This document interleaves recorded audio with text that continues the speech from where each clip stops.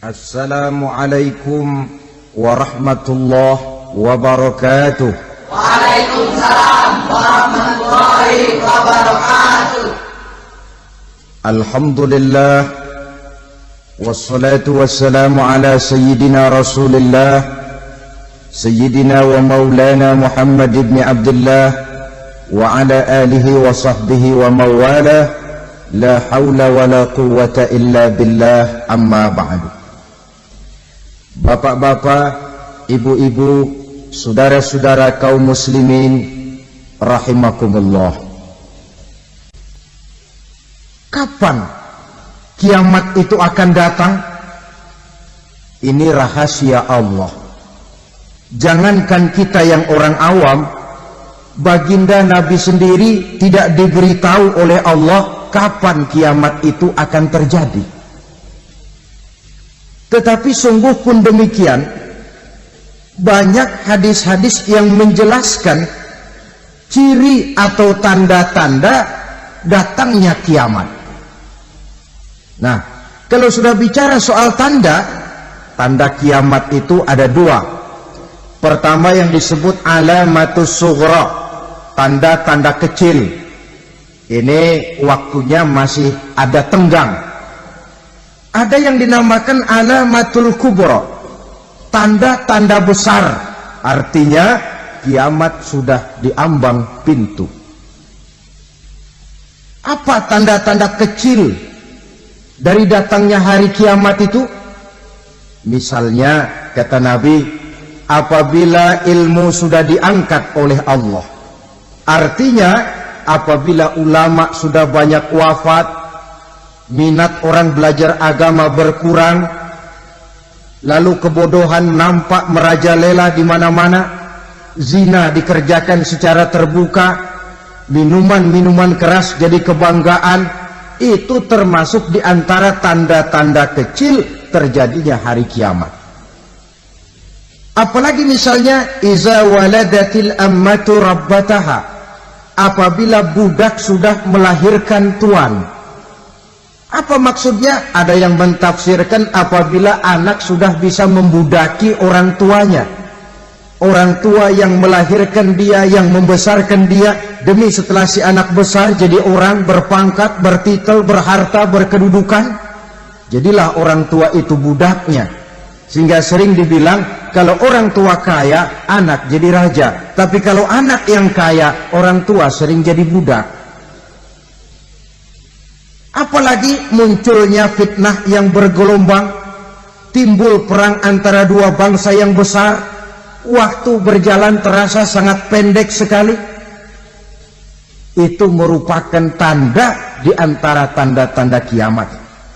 Termasuk di dalamnya sulit membedakan mana laki, mana perempuan. Kan kalau tanda-tanda kayak begini sekarang sudah banyak kita lihat kan? Ulama banyak wafat, penggantinya sulit. Zina dikerjakan berterang-terangan, minuman keras jadi kebanggaan, banyak anak membudaki orang tuanya, sulit membedakan mana laki mana perempuan. Kadang-kadang dari belakang kita lihat perempuan bener, begitu kita colek nengok jenggotan.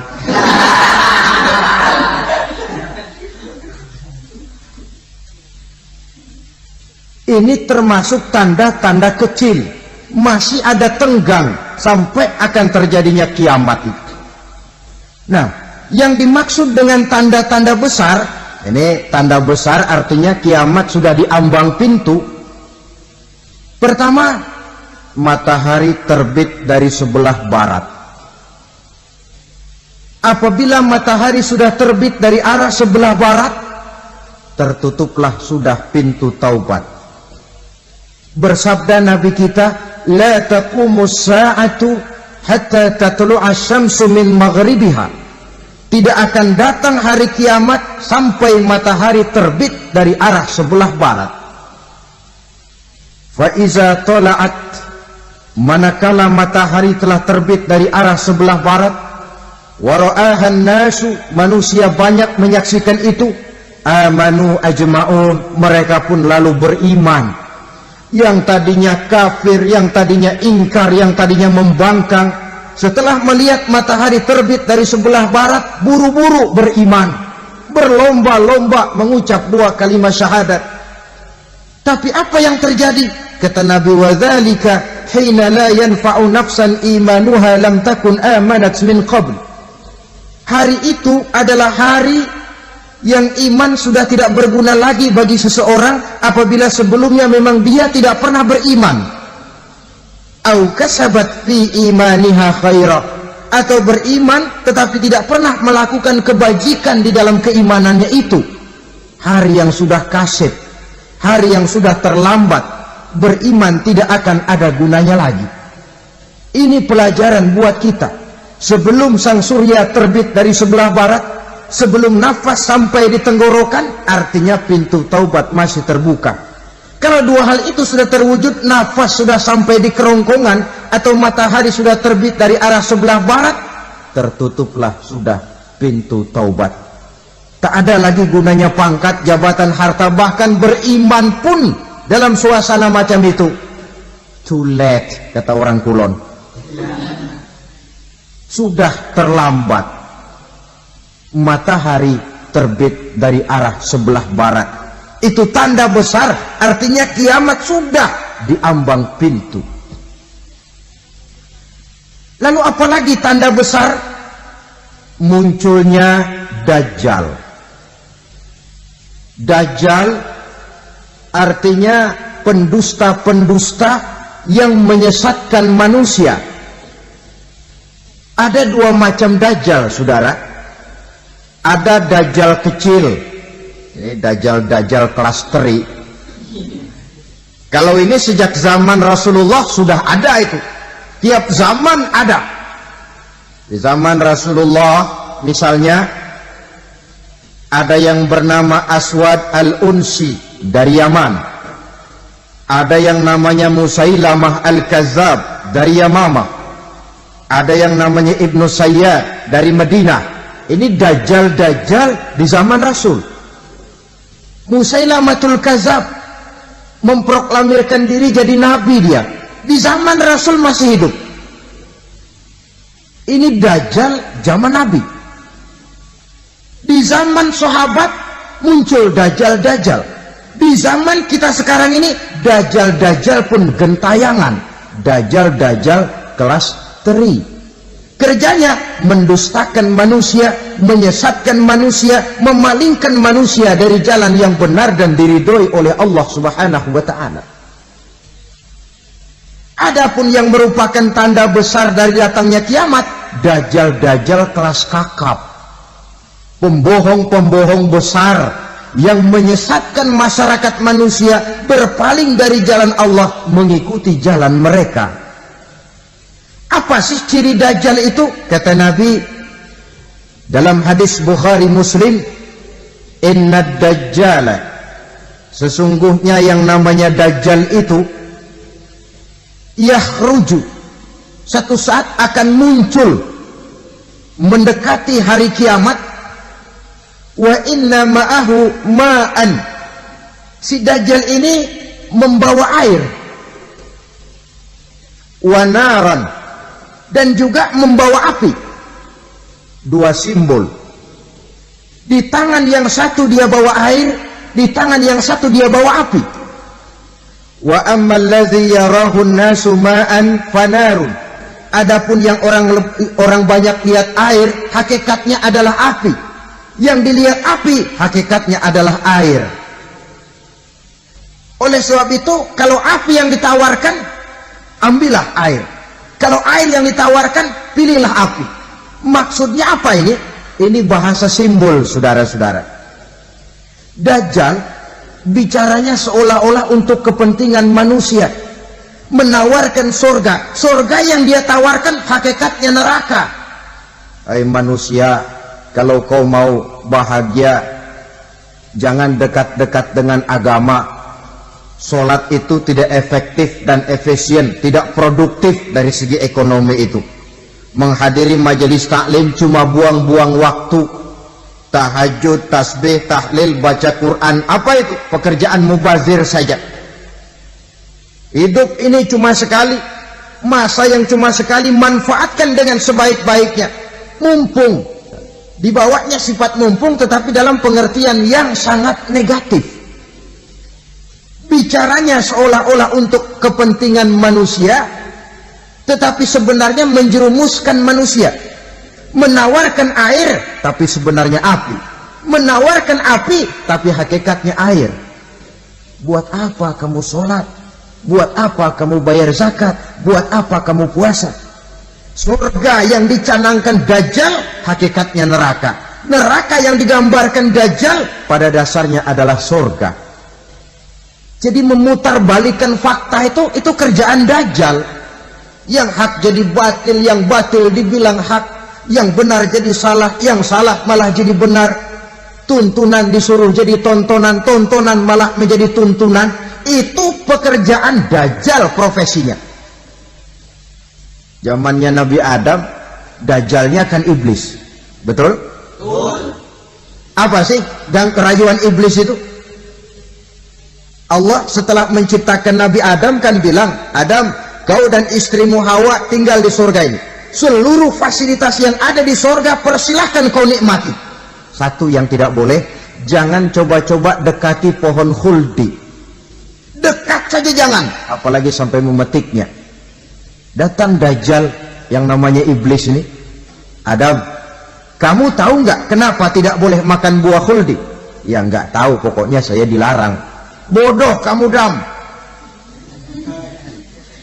Khuldun artinya kekal. Kalau kamu makan itu buah, kau akan kekal di surga buat selamanya. Allah tidak kepengen, maka dilarang kamu makan buah khuldi. Kalau kau ingin kekal di surga, Adam, makan saja. Saya bicara begini ini untuk kepentingan kamu, Adam. Ini kan ciri-ciri Dajjal. Bicaranya sih seolah-olah untuk kepentingan Nabi Adam, hakikat sebenarnya menjerumuskan Nabi Adam supaya ingkar dan melanggar larangan dari Allah Subhanahu wa ta'ala. Jadi setelah muncul Dajjal, timbul kekacauan-kekacauan di masyarakat. Banyak yang terpengaruh, terpedaya dan terpesona. Termasuk mereka yang memproklamirkan diri jadi nabi. Mereka yang memproklamirkan diri jadi rasul di zaman sesudah Rasulullah wafat, itu adalah Dajjal-Dajjal.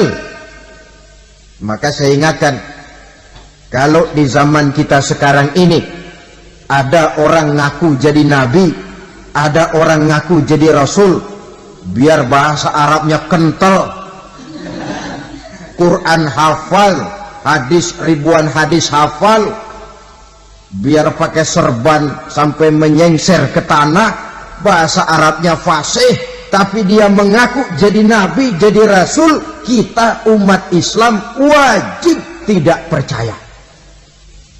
Wajib untuk tidak percaya. Itulah Dajjal-Dajjal zaman kita sekarang ini. Tidak mustahil mereka datang mempengaruhi orang-orang awam supaya berpaling dari Rasulullah, mengikuti mereka.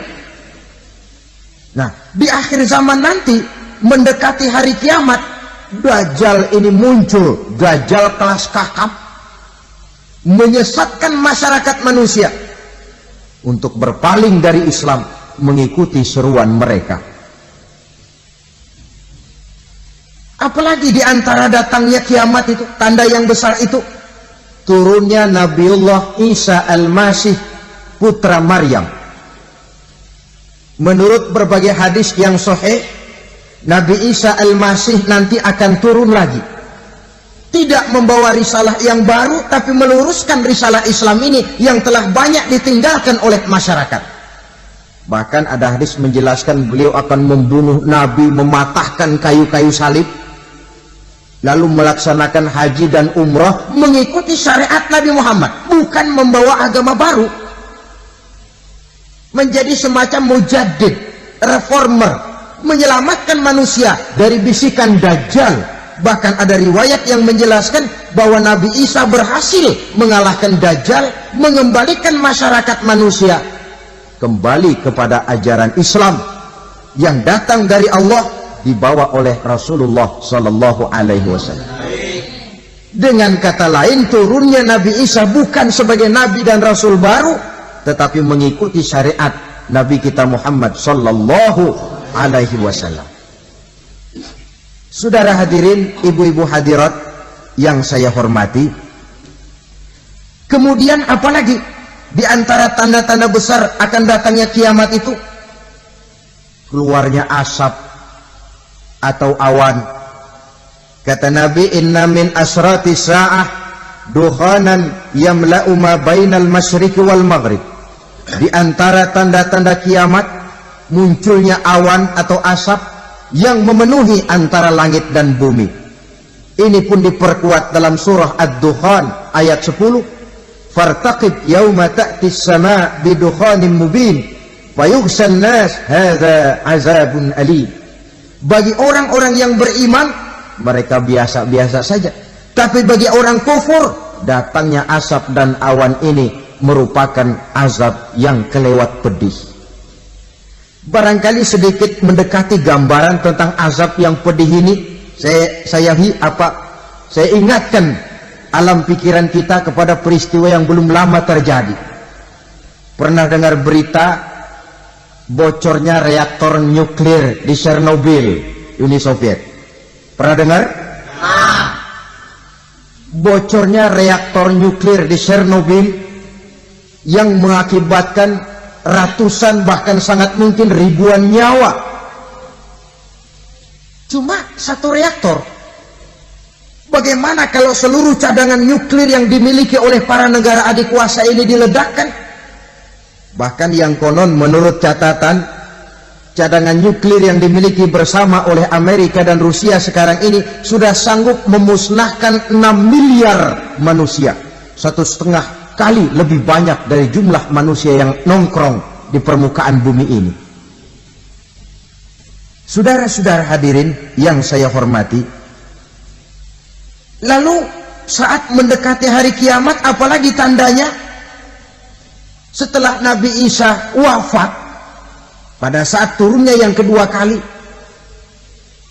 lalu Allah meniupkan angin sejuk. Semua orang-orang beriman, orang-orang baik wafat, sehingga penghuni bumi ini cuma tinggal lagi terdiri dari orang-orang kafir. Tidak ada lagi di bumi ini yang bisa mengucapkan Allah. Sehingga dalam hadis qudsi itu ada keterangan, innallaha azza wa jalla yaqulu li Israfil.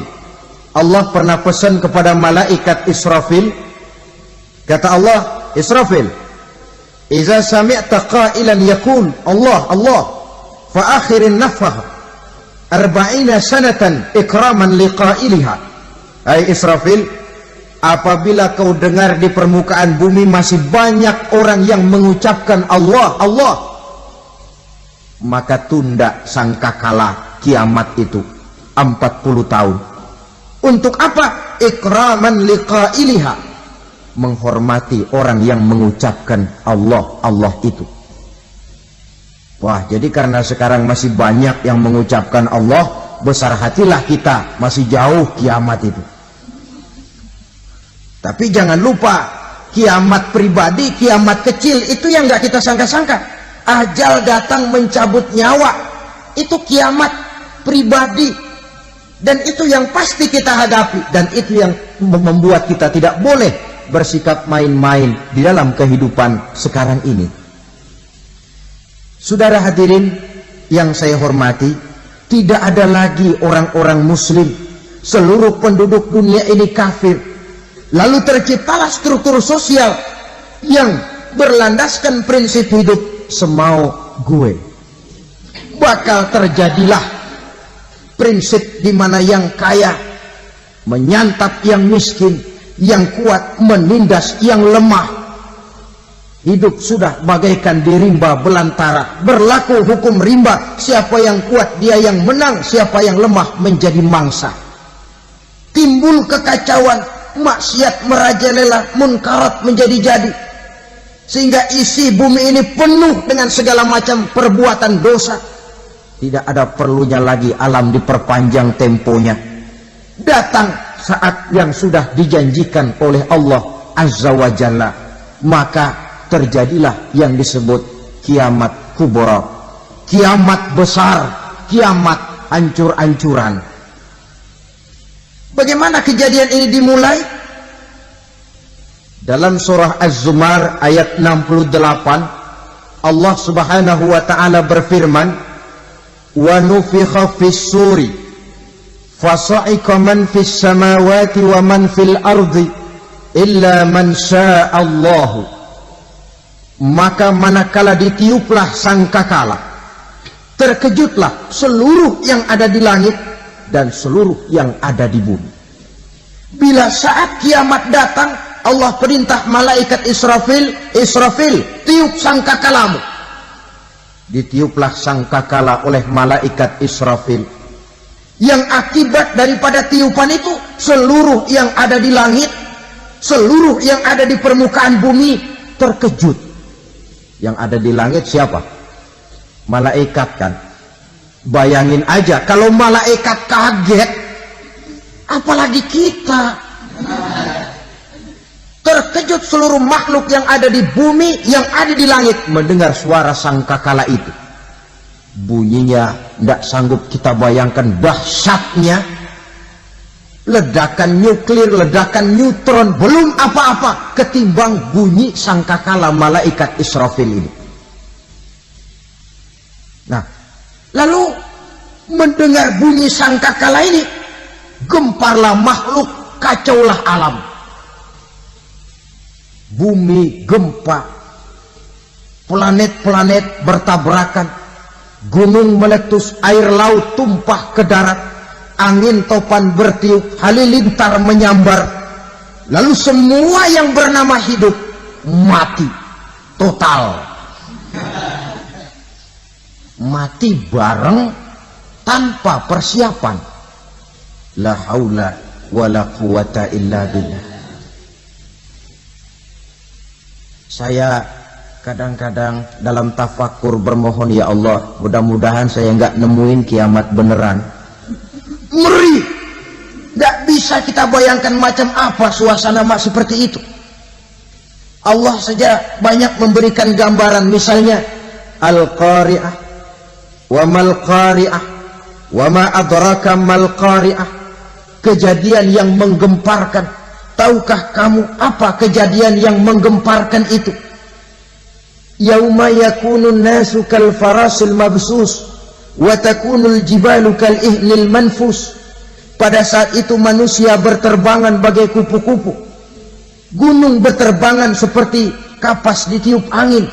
Gunung saja macam kapas, konon lagi manusia. Kematian total, mulai semut sampai gajah mati, jin mati, iblis mati, malaikat mati. Malaikat saja mati. Saudara hadirin yang saya hormati, kematian total yang tanpa persiapan.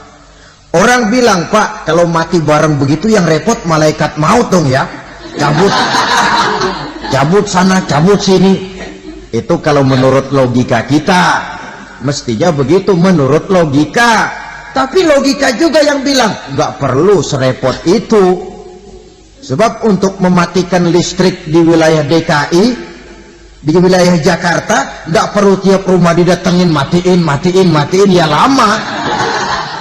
Cukup dari kantor pusatnya saja PLN tekan satu tombol, gelaplah seluruh Jakarta. Saudara hadirin yang saya hormati, kematian total. Lalu setelah kematian total, planet-planet juga mati, dalam arti tidak bergerak dan beredar. Angin mati, dalam arti tidak bertiup. Air mati, dalam arti tidak ada riak gelombang. Pokoknya semua mati. Kullu nafsin za'iqatul maut, semua yang bernafas mati. Dalam ayat lain, kullu man 'alaiha fan, semua yang ada di permukaan bumi fana. Yang kekal cuma Allah Subhanahu wa ta'ala. Yang paling belakang mati malaikat maut dan malaikat Israfil. Tapi mati juga sesuai dengan janji Allah.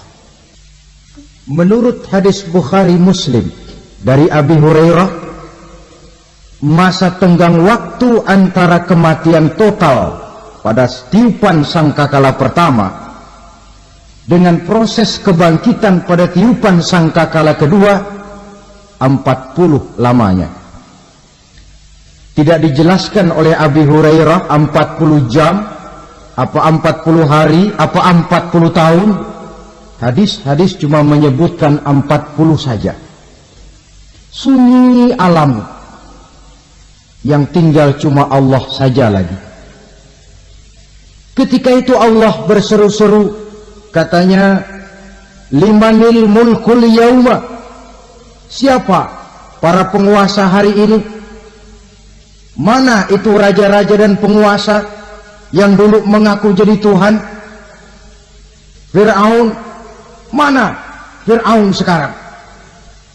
Yang dulu jadi raja, merasa berhasil, sombong, lalu tidak mau turun-turun dari kekuasaannya, sampai kepada puncak kekurang ajarannya mengangkat diri jadi Tuhan.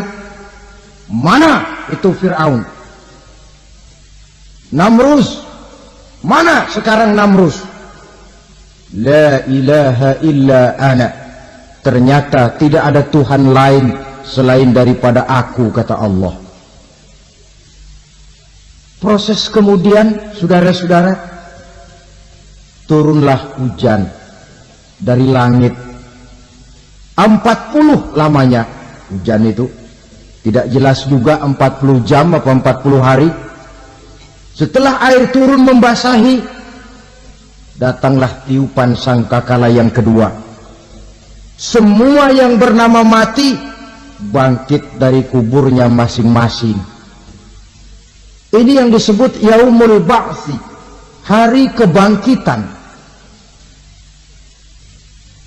Allahu Akbar.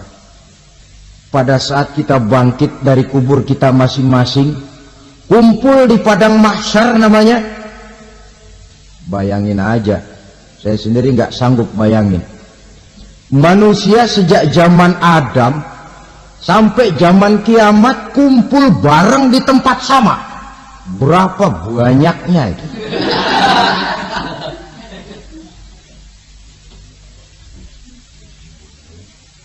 Dan yang luar biasa menurut satu riwayat, pada saat bangkit itu, Masya Allah, roman muka kita berubah, disesuaikan dengan amalan kita waktu di dunia ini. Barang siapa yang waktu di dunia amalannya itu amalan tikus, di akhirat nanti dia bangkit dari kubur, mukanya seperti muka tikus. Gagah betul badannya, tapi mukanya seperti tikus. Kenapa? Amalannya waktu di dunia seperti amalan tikus. Apa amalan tikus itu? Suka ngegeragoti barang yang sudah disimpan rapi-rapi. Orang sudah simpan uang rapi-rapi, simpan perhiasan rapi-rapi, digeragoti oleh tikus.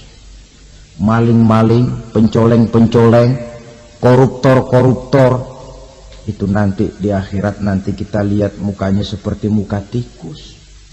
Oh, ini waktu di dunia suka nyolong, hanya seperti muka tikus. Barang siapa yang waktu di dunia ini amalannya itu amalan macan, dia akan bangkit nanti mukanya seperti muka macan. Apa amalan macan? Macan itu amalannya menang-menangan. Orang yang mau menang saja, nggak mau mengalah. Coba lihat di hutan. Kenal hutan nggak? Nah. Di hutan, raja hutan di mana-mana pasti macan. Betul kan? Betul. Padahal hutan belum pernah bikin pemilihan umum. Tapi macan tidak peduli ada pemilihan umum apa tidak, pokok saya raja. Sebab apa? Macan jadi raja itu bukan karena benar, tapi karena kuat jadi raja. Setelah dia jadi raja, rakyat hutan yang mesti dilindungi malah dimakan oleh raja macan. Kambing rakyat hutan dimakan oleh macan. Ayam rakyat hutan dimakan oleh macan. Itu nanti kita lihat di akhirat itu mukanya seperti muka macan, gagah betul. Lalu barang siapa yang di dunia ini amalannya itu seperti amalan anjing, nanti dia punya muka seperti muka anjing. Apa amalan anjing? Pertama, anjing itu kalau disuruh jaga rumah, dia tidak bisa membedakan mana maling, mana tamu. Biar yang datang maling, kalau bawa tulang, anjing kalem. Yang kedua, anjing itu akan setia kepada siapa saja yang memberinya roti. Siapa yang memberinya roti, itulah majikannya. Apa kata majikannya, pasti dia laksanakan. Soal benar atau salah, dia tidak peduli. Setelah anjing dapat roti, dia tidak punya pilihan lain kecuali bilang, abdi mah kumaha juragan wae ayeuna mah.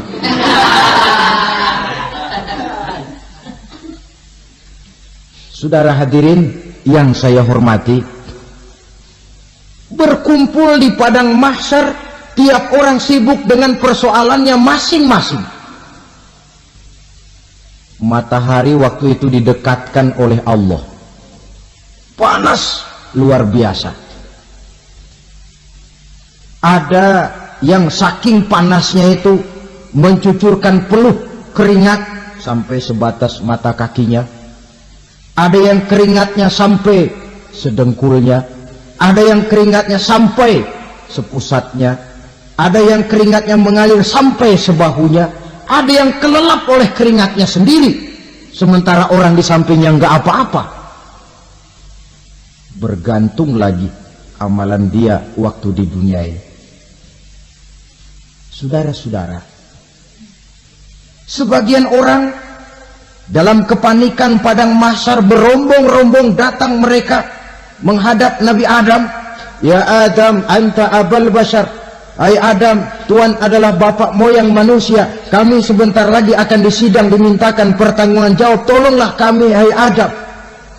Kata Nabi Adam, jangankan nolongin sampean, saya sendiri tanggung jawab di hadapan Allah. Ketika dulu tidak boleh makan khuldi, saya serobot. Sudahlah, urus diri masing-masing saja, nafsi. Begitu kata Nabi Nuh, begitu kata Nabi Ibrahim. Tiap orang bertanggung jawab sendiri-sendiri.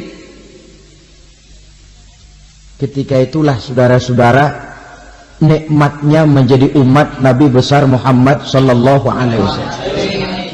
Sebab apa? Walaupun menurut abjad kita ini umat paling belakang, kan paling belakang kita ini toh, karena Nabi Muhammad adalah Nabi akhir, tapi akan dihisap lebih dulu, lewat di atas sirat lebih dulu, masuk surga lebih dahulu ketimbang umat-umat belakangan. Ketika Rasul mendekati ajal, beliau tanyakan itu kepada malaikat Jibril. Malaikat Jibril berkata, Muhammad jangan khawatir, Allah sudah berjanji, inni haramtul jannata ala sairil anbiya hatta tadkhulaha anta wa haramtuha ala sairil umami hatta tadkhulaha ummatuka. Surga aku haramkan buat seluruh nabi kecuali kalau engkau Muhammad sudah masuk ke dalamnya, dan surga aku haramkan buat seluruh umat kecuali kalau umatmu Muhammad sudah masuk ke dalamnya. Logikanya, walaupun menurut abjad kita umat paling belakang, bakal dihisab paling dulu, lewat di atas sirat paling dulu, masuk surga paling dulu, kalau mampir ke neraka juga paling dulu. Ya resiko. Jangan mau enaknya aja paling dulu. Saudara hadirin yang saya hormati, setelah masa kebangkitan itu jangan dikira begitu bangkit langsung diperiksa, masih menunggu menanti ribuan tahun perhitungan padang mahsyar untuk sampai kepada proses yang disebut yaumul hisab, hari perhitungan. Seorang demi seorang bakal dipanggil. Bayangkan saja, kita se-RT saja di absen, kadang-kadang perlu waktu lama. Ini manusia sejak zaman Nabi Adam sampai datang hari kiamat, satu demi satu disidang di hadapan Qadhi Rabbul Jalil. Status sosial copot sudah waktu itu. Yang pernah jadi hartawan di situ tidak lagi kelihatan kehartawanannya. Yang pernah jadi jenderal tidak lagi dipanggil jenderalnya. Yang ustadz tidak lagi dipanggil al-mukarramnya. Seluruh status sosial selesai. Dipanggillah kita seorang demi seorang menghadap Qadhi Rabbul Jalil. Bagaimana proses penghisaban itu? Pertama proses tanya jawab. Di antaranya ada hadis menyatakan lan tazula qadama 'abdin yaumal qiyamah hatta yus'ala an arba'i khisalin. Besok di hari kiamat tidak akan bergeser telapak kaki seorang hamba sampai dia ditanya lebih dulu tentang 4 persoalan. Tentang ilmunya. Kemana ilmu itu diamalkan? Tentang umurnya. Di mana umur itu dihabiskan? Tentang masa mudanya. Kemana masa muda itu dipakai? Tentang hartanya.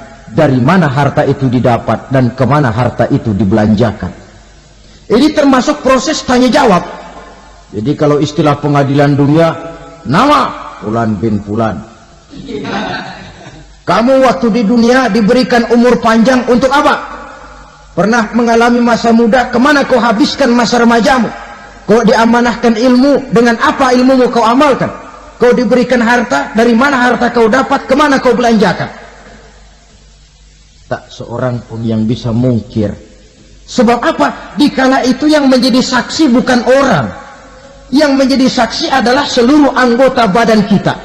Tangan bicara, kaki jadi saksi terhadap seluruh amalan yang pernah kita kerjakan pada saat kehidupan di alam dunia ini. Selesai proses tanya jawab, lalu diperlihatkan buku catatan kita waktu hidup di dunia ini. Jangan lupa Allah itu menyiapkan 2 superkomputer kepada kita. Sebelah ditempelin sebelah kanan, yang sebelah tempelin di sebelah kiri. Komputer itu namanya Raqib dan Atid. 2 malaikat yang apabila baik kita lakukan, refleks saja akan menulis kebajikan kita. Jahat kita kerjakan akan tertulis. Catatan itu nanti diperlihatkan kepada kita. Waduh, alangkah malunya pada saat diperlihatkan catatan kita, buku rapot kita merah melulu. Barangkali diperiksa sambil diomelin, brengsek lo. Buku merah melulu begini bagaimana waktu hidup di dunia? Tidak cukup diperlihatkan buku catatan kehidupan, rekaman kehidupan. Rekaman kehidupan kita secara utuh sejak terlahir sampai ajal datang merenggut nyawa. Barangkali mirip dengan video sekarang ini, di mana terekam dengan baik seluruh kegiatan kita sejak yang sekecil-kecilnya sampai kepada yang sebesar-besarnya. Untuk kemudian kita pun menerima balasan. In khairan fa khairun wa in syarran fa syarrun.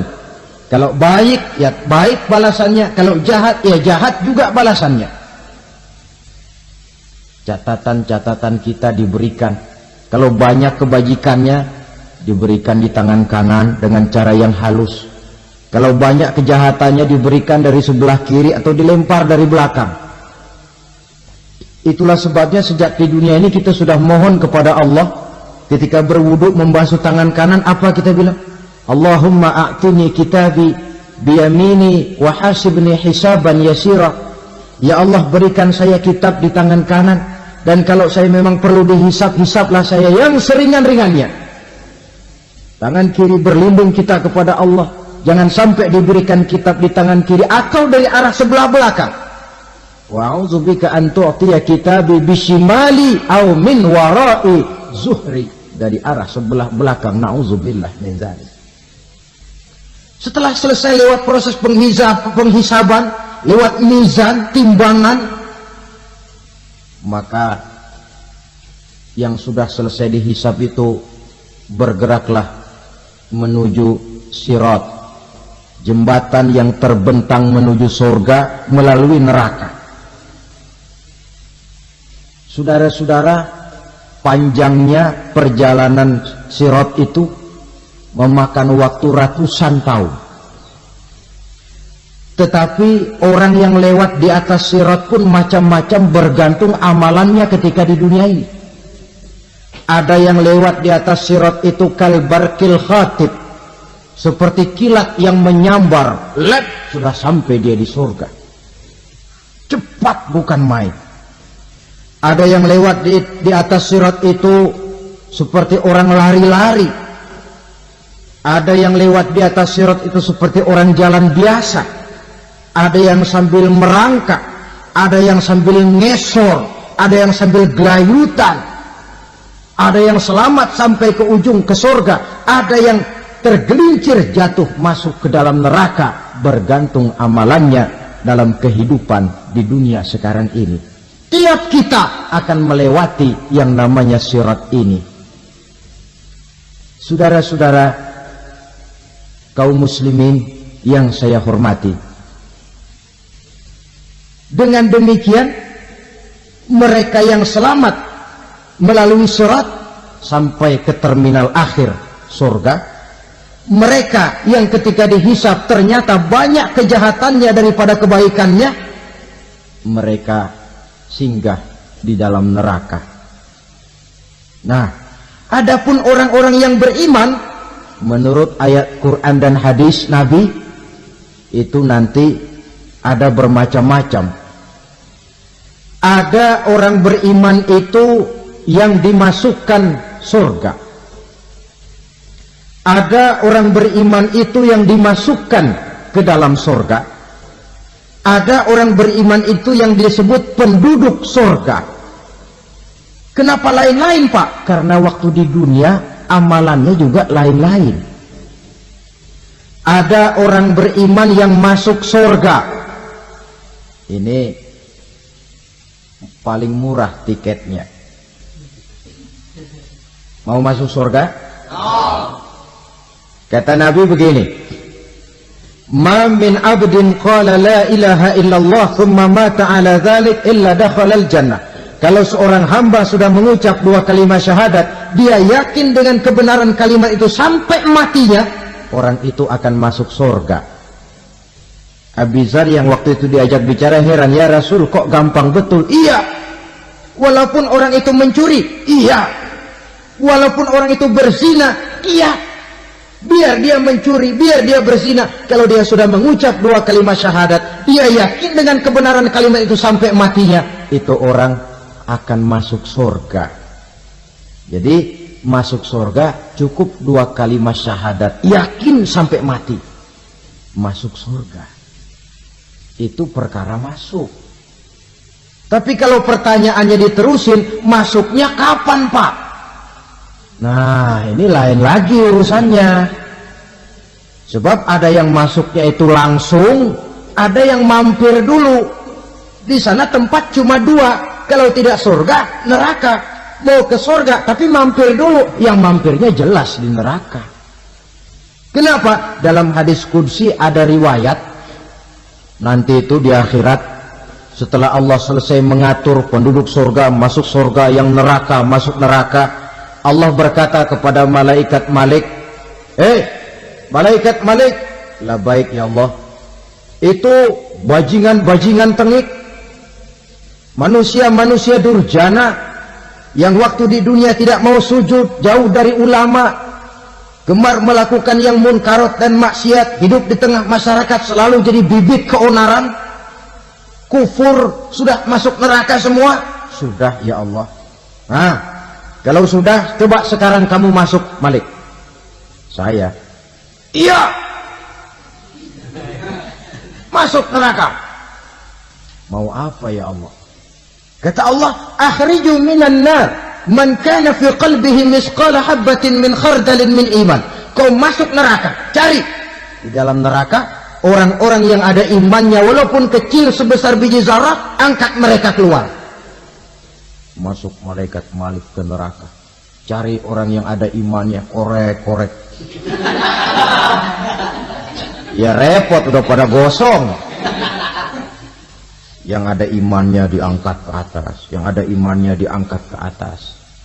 Lalu dimandikan di Nahrul Hayat, namanya sungai kehidupan di akhirat nanti. Cakep lagi rupanya, bersih lagi wajahnya, apel di hadapan Allah. Kata Allah, bagaimana mas? Kapok nggak sampean? Kapok ya Allah. Nah, kalau kapok, idhab fadkhulil jannah. Pergi, masuk surga sana. Berangkat mereka ke surga. Ketemu sama teman-temannya yang udah sampai lebih dulu. Yang nggak pakai mampir lagi.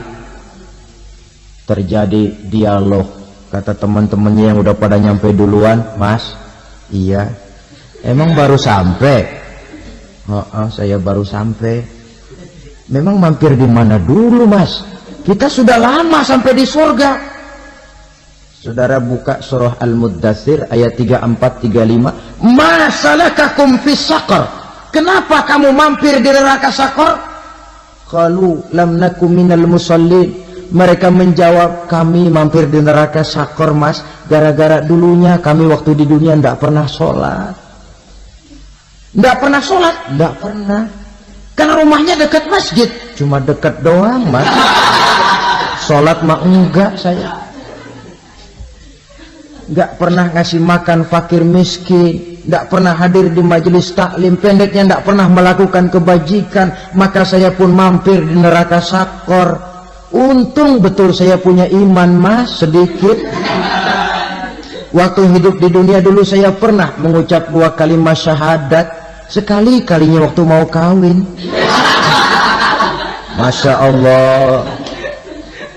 Untung saja kawin. Kalau nggak kawin, polos.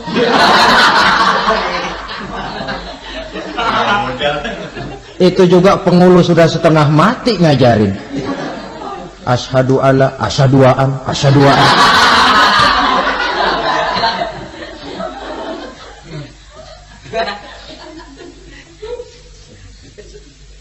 Ini namanya masuk surga, ada mampir dulu. Ada pula orang mukmin itu yang dimasukkan surga. Yang namanya dimasukkan kan terima beres. Saya masuk ke rumah, jalan sendiri, cari tempat sendiri. Saya dimasukkan ke dalam rumah, terima beres, pokok ada di dalam, itu dimasukkan namanya. Nggak pakai mampir. Tapi tentu tiketnya lebih mahal ketimbang yang pertama tadi. Apa kata Allah? Innal ladzina amanu wa amilus shalihat la ukaffiranna anhum sayyi'atihim wa la udkhilannahum jannah. Sesungguhnya orang-orang yang beriman kemudian beramal soleh, kami hapuskan segala dosa dan kesalahannya, kami masukkan mereka ke dalam surga. Lihat ayatnya. Allah yang memasukkan, kita yang dimasukkan. Tidak pakai transit, tidak usah mampir. Cuma tidak cukup syahadat, tidak cukup amanu, tapi diiringi dengan wa'amilus salih. Iman, amal. Tidak cukup syahadat, lalu dibuktikan dia sholat, dia zakat, puasa, lalu dia melakukan berbagai macam kebajikan. Ini yang menyebabkan dia tidak pakai mampir di tempat yang bernama Saqar. Lalu ada pula orang mukmin itu yang disebut penduduk surga. Wah, ini sudah VIP ini. Ashabul jannah, penduduk surga. Siapa mereka? Kata Allah, innal ladzina amanu summa istaqamu fala khaufun 'alaihim wa la hum yahzanun ulaika ashabul jannah hum fiha khalidun. Sesungguhnya orang-orang yang beriman lalu istiqamah, tetap dalam melaksanakan perintah Allah, tidak goyah, tidak labil tapi stabil, istiqamah, mereka tidak takut dan tidak bersedih hati. Merekalah penduduk surga. Iman, istiqamah. Tidak punya duit, sembahyang. Banyak duit, sembahyang. Miskin, sembahyang. Kaya, tetap sembahyang. Istiqamah. Kadang orang kalau susah rajin ke masjid, banyak duitnya ngelihat masjid melengos. Itu yang dibilang waktu miskin hamba Allah, setelah kaya jadi hamba harta. Bergeser, tidak ada nilai istiqomahnya. Saudara-saudara, dengan begitu penduduk neraka itu dua. Ada penduduk permanen, ada penduduk yang semi permanen. Yang semi permanen orang-orang beriman yang mempunyai dosa besar. Mereka masuk ke neraka untuk menerima azab sesuai dengan dosanya. Bila selesai masa azab itu, mereka akan diangkat untuk ditempatkan kembali ke dalam surganya Allah Subhanahu wa ta'ala. Nah, dikala itulah saudara-saudara, ada yang disebut syafaat dari Rasulullah Sallallahu Alaihi Wasallam. Tapi tentu jangan lupa, syafaat ini ibarat kain menambal dia. Kita punya kain bolong-bolong sedikit, syafaat yang menambal. Sholat kita ada kurang dikit, sedekah kita ada campur riak dikit, amalan kita ada tidak karena Allah dikit. Kita berharap syafaat. Jadi biarlah kain masih bolong-bolong, yang penting punya kain. Tapi kalau kainnya tidak ada, yang ditambal apanya? Sholat tidak, puasa tidak, zakat tidak, berharap syafaat saja, ya, terlalu berlebihan itu. Saudara hadirin yang saya hormati, apabila selesai proses penghisaban, proses penghitungan, maka dikala itulah manusia terbagi dalam dua kelompok besar. Fariqun fil jannah wa fariqun fis sa'ir. Sekelompok orang-orang beruntung yang masuk ke dalam surga, dan sekelompok lagi masuk ke dalam neraka. Akan memakan waktu untuk menceritakan sifat surga dan neraka, tapi insya Allah pada kesempatan pertemuan lain saya sampaikan. Namun sebagai gambaran umum cukuplah saya sampaikan sebuah hadis qudsi. Allah jelaskan, a'dadtu li'ibadiyas salihin ma la aynun ra'at wa la uzunun sami'at wa la khatara fi qalbil bashar. Aku sediakan buat hamba-hambaku yang soleh, yang tidak pernah terlihat oleh mata, tidak pernah terdengar oleh telinga, dan belum pernah terdetik dalam hati manusia. Jadi kenikmatan surga belum pernah dilihat mata, belum pernah didengar telinga, belum pernah terdetik dalam hati. Pedihnya azab neraka belum pernah terlihat mata, belum pernah terdengar telinga, belum pernah terdetik dalam hati. Saudara hadirin yang saya hormati, oleh karena itu sebagai uraian akhir daripada kiamat ini, marilah sama-sama kita memanfaatkan hidup dengan sebaik-baiknya, supaya jangan timbul penyesalan di hari kemudian nanti. Mudah-mudahan kita seluruhnya diselamatkan Allah dari azab neraka dan mendapat surga dan ridhonya. Sekian dan demikianlah pertemuan kita kali ini. Terima kasih banyak atas segala perhatian. Mohon maaf atas segala kekurangan. Usikum wa nafsi bitaqwallah. Wassalamualaikum warahmatullahi wabarakatuh. Waalaikumsalam warahmatullahi wabarakatuh.